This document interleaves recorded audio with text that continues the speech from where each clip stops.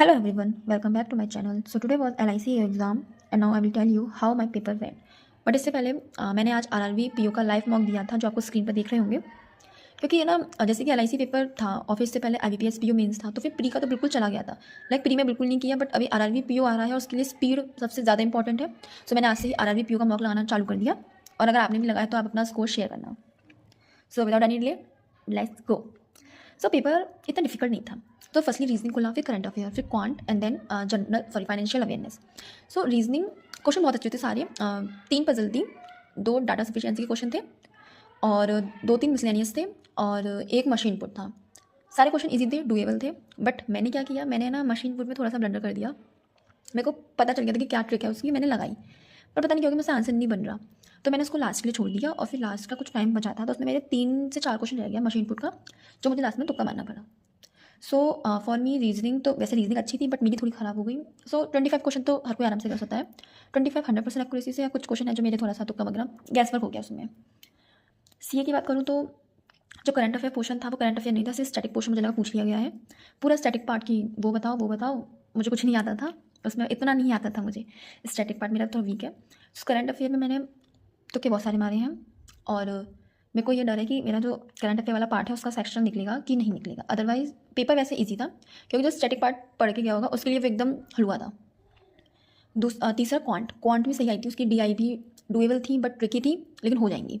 Simplification सबसे पहले सब लोग ने करे होंगे, सो बहुत ईजी थे, वो हल हो गए। आई थिंक 4 से 5 आए थे।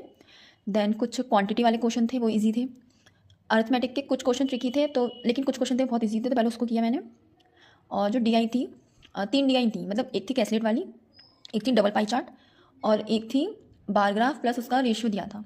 जो डबल पाई चार्ट था वैसे तो बहुत ईजी था, मतलब आप उसका सारा जो मटेरियल निकालो फिर इजी लगेगा, लेकिन उसके क्वेश्चन थे ना थोड़ी सी मुझे लेंदी लगे, मतलब वो क्वेश्चन में घुमा रहा था। वैसे आप किसी ने अगर डाटा निकाला होगा तो वो इजी तरीके से निकल गया होगा, उसमें कुछ ऐसा नहीं है।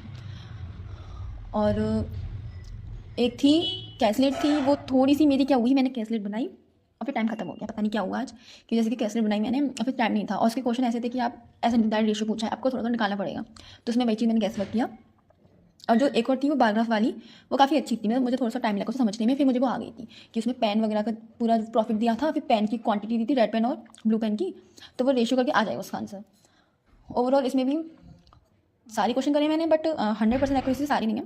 25 क्वेश्चन लगभग वैसे हैं और वैसे मैंने कुछ गैस वर्क किया है, मतलब ओवरऑल मैंने 30 में 30 करे हैं। बट फाइनेंशियल अवेयरनेस की बात करें तो फाइनेंशियल अवेयरनेस का मेरा सेक्शन निकल जाएगा, मुझे पता है, क्योंकि पेपर मुझे सही लगा था। जैसे मैंने 1 हफ्ता पढ़ी है तो उसके अकॉर्डिंग ठीक था, मतलब क्वेश्चन आ रहे थे, ऐसे नहीं कि बिल्कुल नहीं आ रहे हैं आपको। आप 30 में से आराम से 15 क्वेश्चन निकाल सकते हो, बाकी सबने करे तो पूरे ही होंगे, मैंने भी पूरे करे हैं। ओवरऑल जो पेपर था अच्छा था, बढ़िया था। लेकिन मैं अगर बोलूँ मैं इस पर एकदम टिकी रहूँ, सो ये नहीं है, क्योंकि मुझे नहीं लगता मेरा निकलेगा। सो मैं पूरा फोकस अपना भी आरआरबी पीओ पे करूँगी, पूरा 10 दिन जो है RRB PO plus IBPS clerk का मेंस। So that's it. ये था मेरा पूरा overall review for LIC paper, और अब टारगेट है आरआरबी और IBPS mains. So let's keep the momentum high. अगर वीडियो हेल्पफुल लगा हो तो do like share and subscribe.